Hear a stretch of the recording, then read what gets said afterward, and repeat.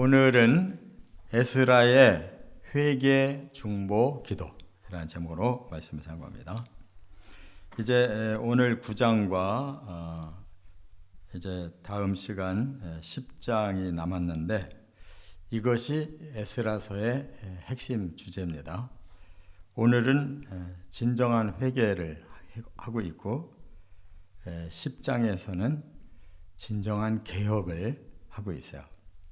그래서 1차 귀환에서는 성전을 재건했고 지금 에스라가 2차 귀환을 해서는 이제 신앙을 재건하고 또 느헤미야가 3차 귀환을 해서는 예루살렘 성을 세웠다. 성벽을 세워서 예루살렘 성을 다시 활발하게 살려놨어요. 자, 그러면 이 세 가지 중에 뭐가 제일 중요하겠습니까? 성벽도 중요하고 성전도 중요하지만 가장 중요한 건 하나님의 말씀, 하나님의 율법이 다시 살아나야 돼요. 그래야 신앙이 살아날 수가 있어요. 그래서 에스라가 바로 그 역할을 하러 온 겁니다. 그런데 그는 이 정도로 심각할 줄은 몰랐어요. 왜냐하면 이스라엘 백성들이 70년간 포로 생활을 하고 돌아와서 이제 재건이 됐기 때문에 두 번째 에스라가 들어갈 때는 그래도 어느 정도 돌이킨 바가 있을 거다. 이제 변화가 좀 됐을 거다. 이렇게 생각하고 들어갔는데 오히려 과거 멸망당하기 직전에 그 최악의 상태로 다시 돌아가 있더라는 거예요. 그러니까 사람이 참 변하기가 힘듭니다. 사람은 왜 변하기가 힘드냐면 태어날 때부터 본능적으로 죄성을 가지고 태어나요. 그리고 조상으로부터 저주를 이미 유전으로 받았어요. 그러니까 이 죄성과 이 저주의 이 유전은 사람으로 하여금 아주 본능적으로 그렇게 그게 나오게 돼 있습니다. 그래서 아기들도 아무것도 모르고 이렇게 조금 자라다가 조금 이제 트이기 시작하면 돈이 자기한테 아주 중요한 거다라는 걸 알고 그때부터 어른들 주머니에서 돈을 빼기 시작해요.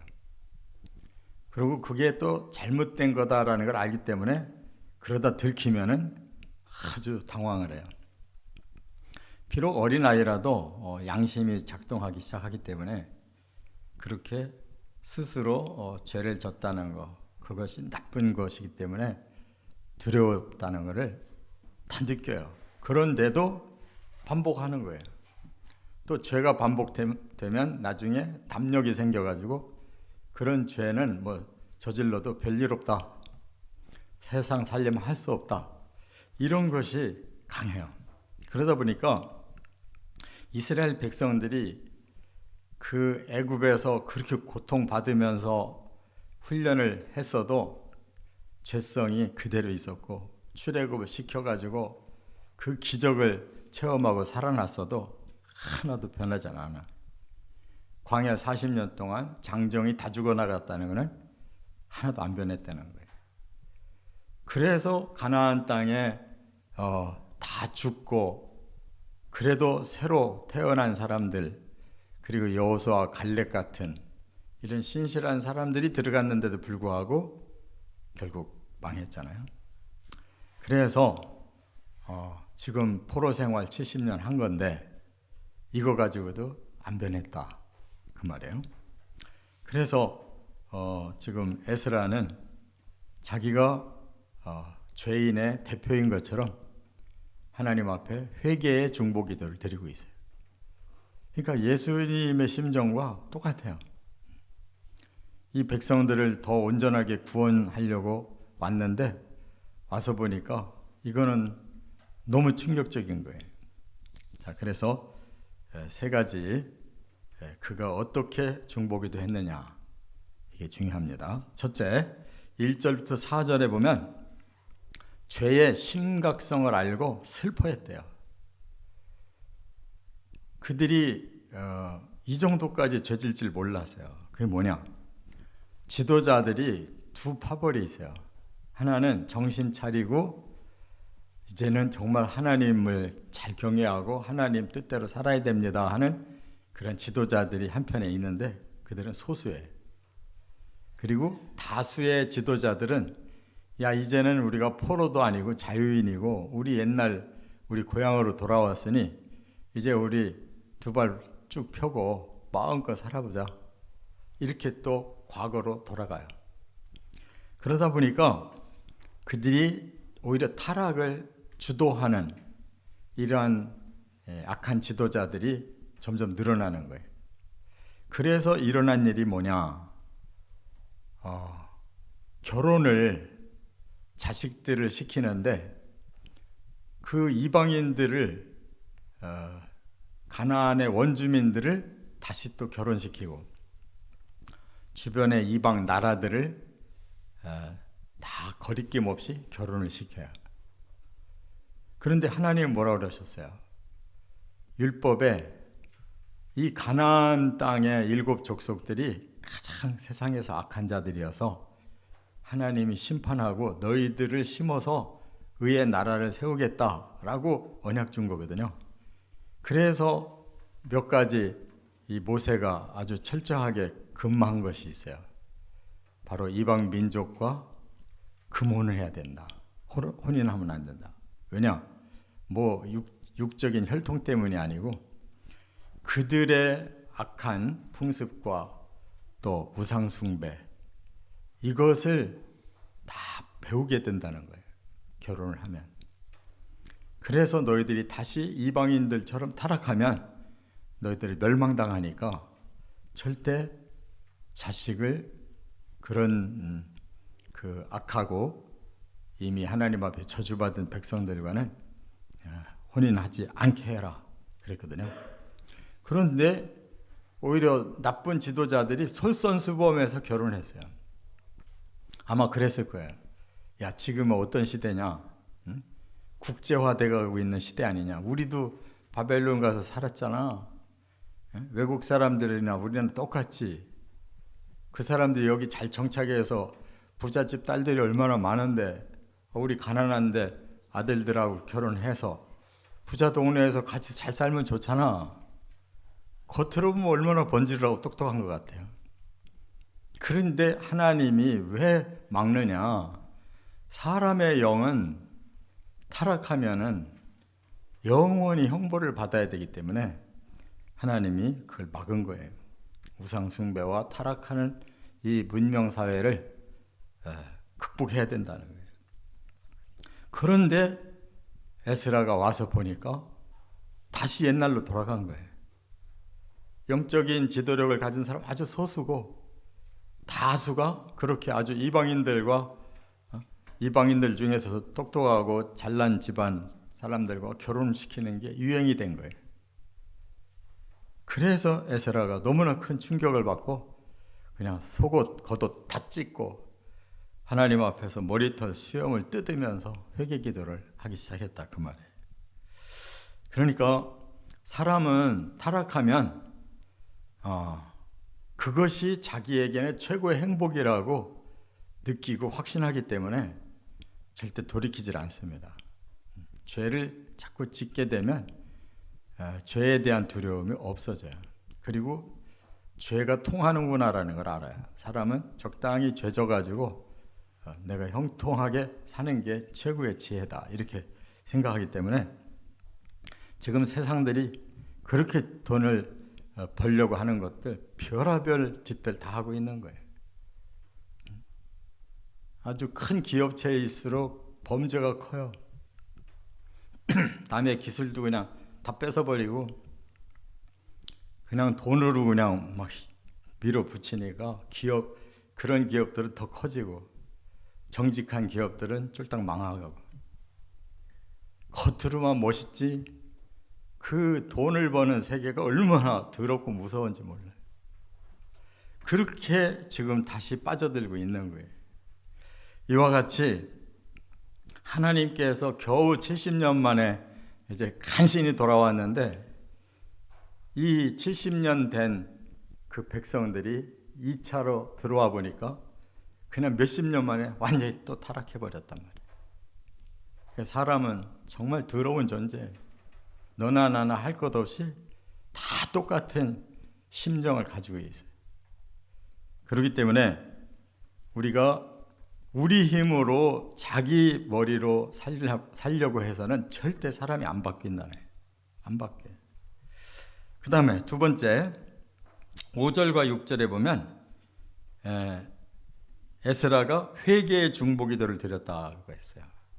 자, 그러면 이거 어떻게 해결해야 되겠어요? 그래서 1차 하나님 앞에 회개를 합니다. 그리고 여기 보면 우리가 이렇게 표현을 해요. 그 말은 뭐냐? 앞에 온 사람들만 잘못된 게 아니고 우리도 똑같습니다. 그래서 2차로 온 사람들은 그렇게 신실해서만 온 건 아니거든요.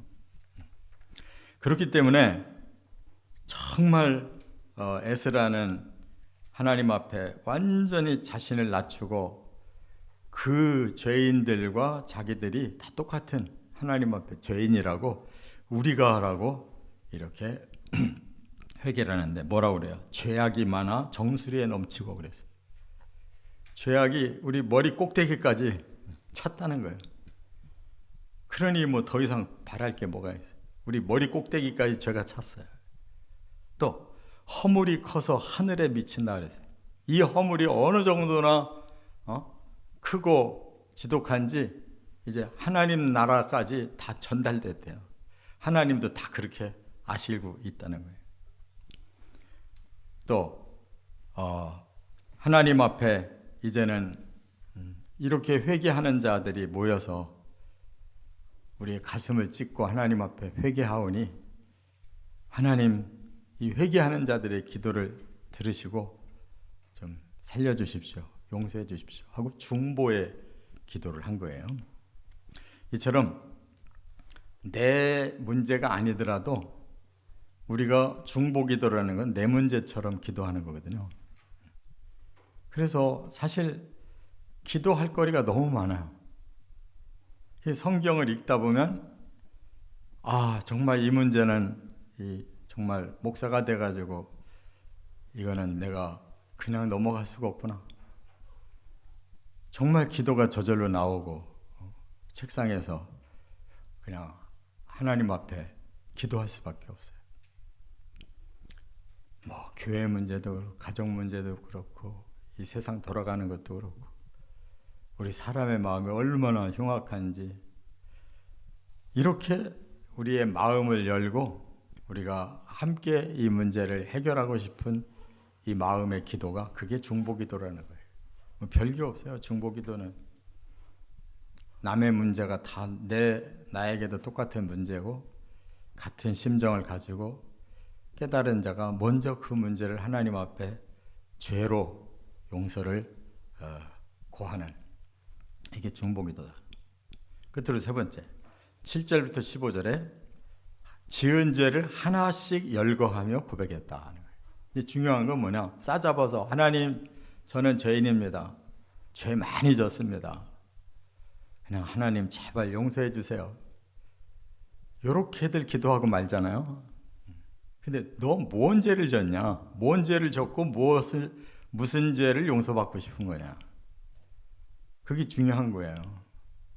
그냥 하나씩 죄를 내놓으려면은 그냥 많다 이렇게밖에 말을 못 하거든요. 왜냐하면 하나하나의 그 죄의 정확한 그 죄의식이 없어요. 우리 사람들이 그냥 그러려니 하고 살았기 때문에 따지고 보면 이것도 나 혼자의 문제도 아니고 그러니까 사실상은 회개를 하는 게 아니에요.